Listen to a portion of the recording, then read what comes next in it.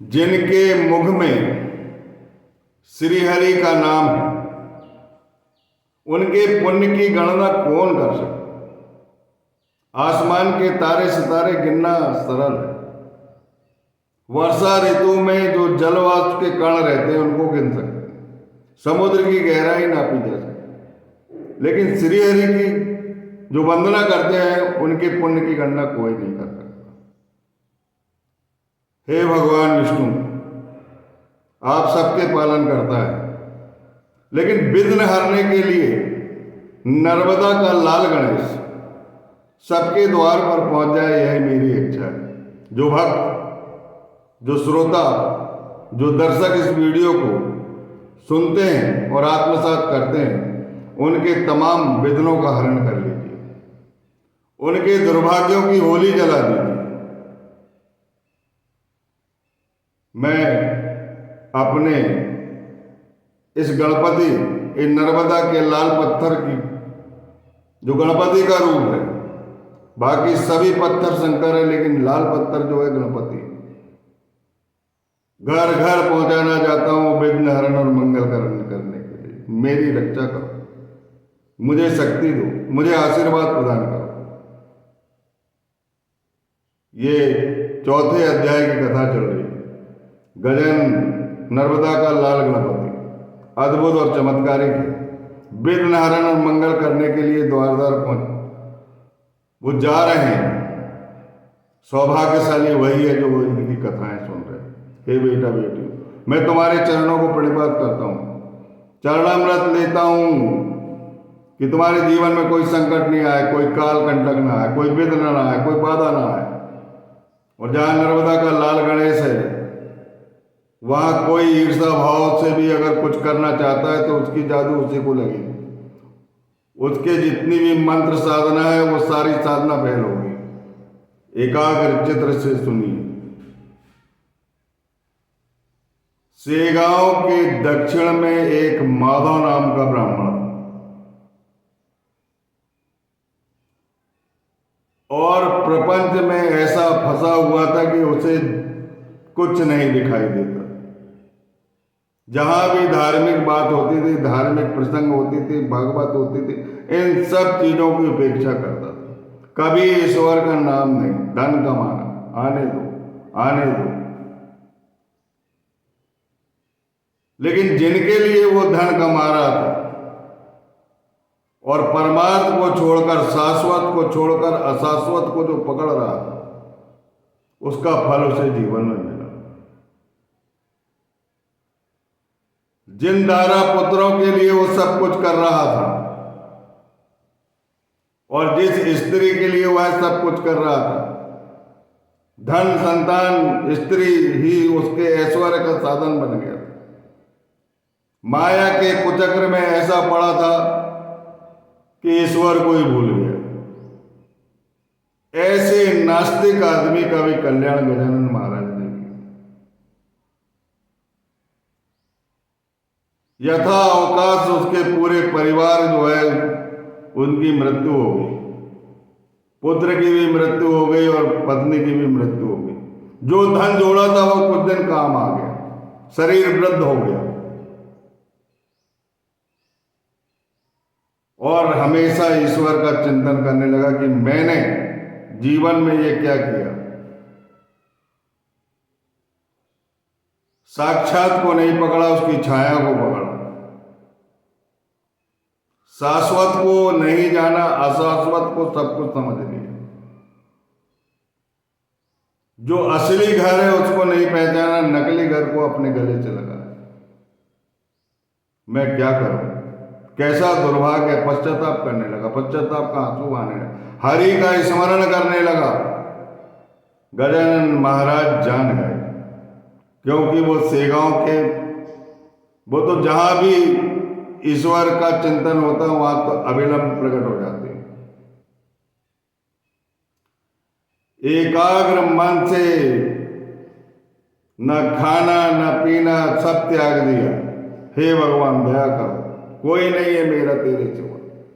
पहले कुछ ख्याल नहीं आया, अब सब कुछ ख्याल आने लगा। हे बेटा बेटी, ध्यान से कथा सुन। संसार करो, लेकिन संसार जिनने पैदा किया उसे मत भूलना।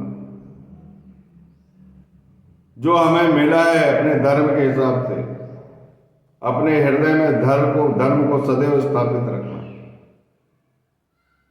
पुण्य कार्य सदैव करते रहना।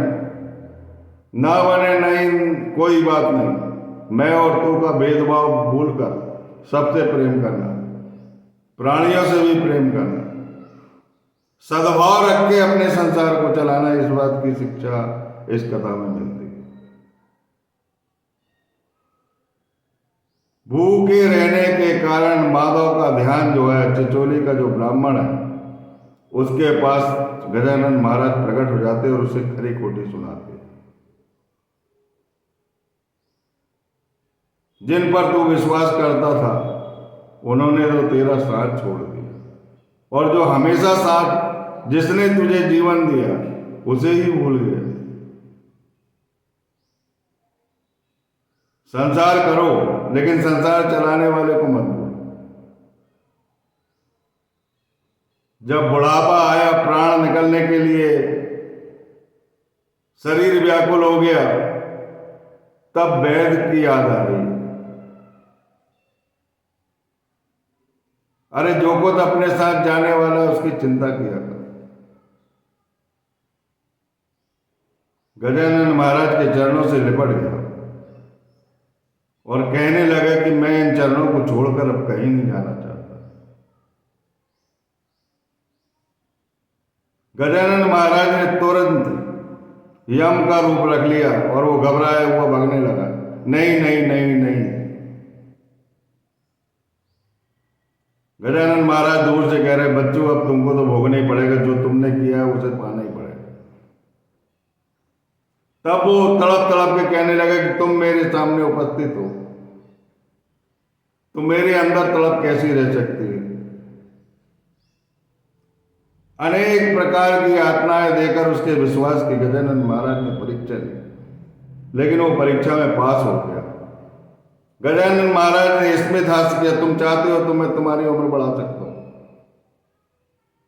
बोले नहीं, मैं इन चरणों को छोड़कर नहीं जाऊंगा। अब प्रपंच में नहीं पढ़ना चाहता, ये प्रपंच अच्छी चीज नहीं है, लेकिन अगर प्रपंच नहीं रहेगा तो संसार भी नहीं रहेगा। संसार करो, लेकिन प्रभु की आराधना के साथ करो। मेरे को उन्हें मत छोड़ो।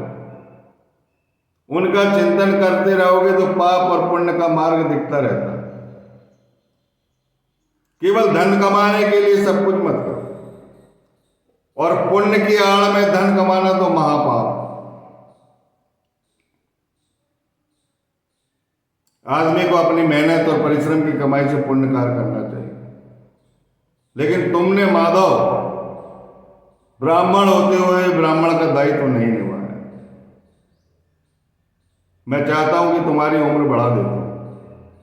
माधव कहने लगा, नहीं नहीं, मुझे उम्र नहीं चाहिए, और मुझे वैकुंठ ही चाहिए, मुझे मुक्ति चाहिए। इस जन्म मरण से मुक्ति चाहिए। ये संसार दुख देने वाला है, यहां सुख नहीं मिलता किसी को। सुख प्रभु के चरणों में ही मिलता है। अपने चरणों के सानिध्य में ले लीजिए, मुझे मेरा जीवन पार लगा दिया। मैं जानता हूं कि मैंने कभी पुण्य का काम नहीं किया, कभी परमार्थ का काम नहीं किया। धन संतान स्त्री के ऐश्वर्य में ही लगा रहा, और सब मुझे छोड़कर चले गए, लेकिन श्रीहरि ने किसी को नहीं छोड़ दिया। श्रीहरि सबके हैं। मेरा हृदय अब परिवर्तित हो गया। अब मैं उनका नहीं रहा, मैं तुम्हारा हूं। मेरा कल्याण है। गजानन महाराज को दया आती, पद्मासन लगा दो और श्रीहरि का नाम का अखंड जाप करो, और कोई चिंतनीय विषय अपने दिमाग में मत रखो। अपने अंतिम लक्ष्य को साध कर रखो। तुम्हारा पुनर्जन्म नहीं होगा। जन्म मरण के फेरे से मैं तुम्हें मुक्त करता हूं। माधव ने वैसे ही किया, और गजानन महाराज ने जो तथास्तु बोला, और उसके प्राण पखेरु उड़ गए। ऐसे नास्तिक आदमी को भी गणपति रूप पार लगा देता है। ये कथा लौकिक नहीं पारलौकिक कथा है। लोक और परलोक दोनों सुधरते इस कथा से। हे श्रोता माउली, दर्शक माउली, मैं आपके चरणों को नमन करता हूं, सुनिए ध्यान से। अब एक अगली कथा कहने जा रहा हूं। गणपति को वेद से प्रेम है, क्योंकि वेद की उत्पत्ति उन्हीं से हुई है, ऐसा शास्त्रों में वर्णित है। गजानन महाराज ने कहा कि मुझे वेद ऋचाएं सुनना है, जिससे श्री हरि बहुत प्रसन्न होते। तब सेगांव के निवासियों ने बोला कि ब्राह्मण चाहिए वेद पाठी। बोले जिस श्री हरि को हम प्रसन्न करना चाहते हैं, हमारी भावना पवित्र है, तो वेद पाठी ब्राह्मण स्वयं आएंगे और मैंने उसका बंदोबस्त कर दिया है, तुम चिंता ना करो।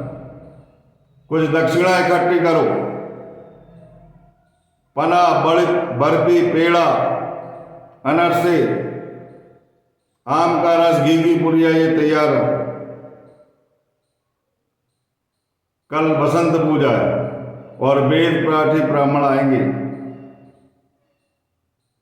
सब आश्चर्यचकित पूरे गांव वाले, कहीं ऐसा संभव है कि गजानन महाराज ने बोल दिया कि वेद पाठी ब्राह्मण आएंगे तो आएंगे।